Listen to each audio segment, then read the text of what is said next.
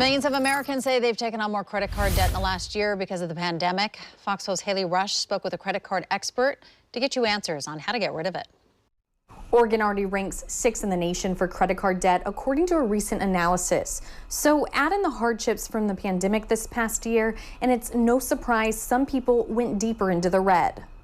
We've spoken firsthand with the many Oregonians struggling to make ends meet over the past year. There's been some sleepless nights, been talking to my wife about trying, what we're going to do about money. I went from, working every day, 6 days a week, to not working at all and being on unemployment and racking up credit card bills to pay for my bills. And a new survey shows many Americans had to rely on credit cards to get through 2020. We found that 51% of people with credit card debt have added to it since the pandemic. Ted Rossman, an industry analyst at creditcards.com, says those affected most, millennials. Millennials are the most likely to work in service-type jobs. So we're thinking about things like restaurants, travel, hospitality, sectors that have really been hit hard by the pandemic.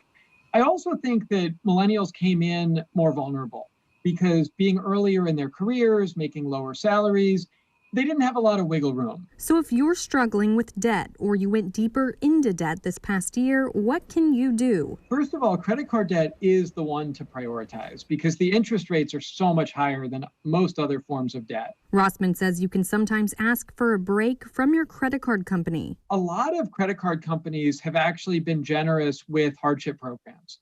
So that might involve rearranging your payment due date, maybe letting you skip a payment or sometimes even more, ideally without interest. He says you can also look into nonprofit credit counseling. Agencies like Money Management International, Green Path, and others, they'll help you consolidate payments, lower rates, negotiate with creditors. Finally, he says ask if your current credit card company has a type of buy now, pay later program. These are basically hybrid credit card / installment loan programs.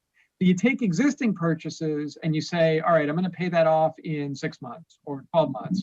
And because you fixed the payment schedule, it's a much lower interest rate. There's light at the end of the tunnel.